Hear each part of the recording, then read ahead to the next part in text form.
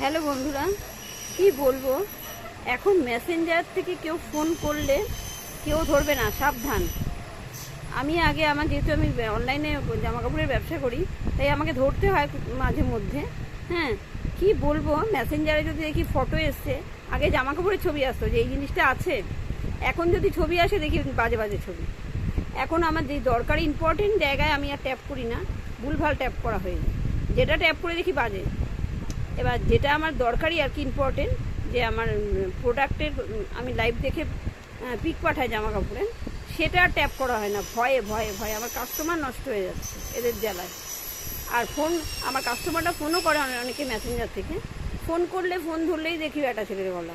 এদের জীবনে কোনো কাজ নেই, সংসারে জীবনে এই পৃথিবীতে ওদের কোনো কাজ নেই। মেয়েদেরকে ফোন করা, মেয়েদের মেসেঞ্জার হোয়াটসঅ্যাপে গিয়ে বাজে বাজে পিক পাঠানো। কেন জানি না, ভালো কাজ করো গো, মানুষের সেবা করো, মানুষের পাশে দাঁড়াও, এইসব অকাজ করো না। ভীষণ বাজে ব্যাপার। কেন গো, তোমাদের জীবনে কি কোনো কাজ নেই? আর হ্যাঁ, মানুষকে ডিস্টার্ব করা আমার ব্যবসায় প্রবলেম হয়ে যাচ্ছে। আমার দরকার ইম্পর্টেন্ট কলগুলো আমি ধরতে পারছি না।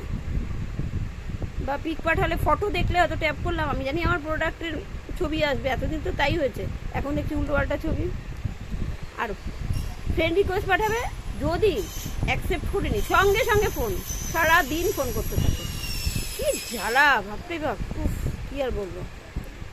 এবার থেকে সবাই অ্যাভয়েড করো, মেসেঞ্জার থেকে ফোন আসলে একদম ধরবে না।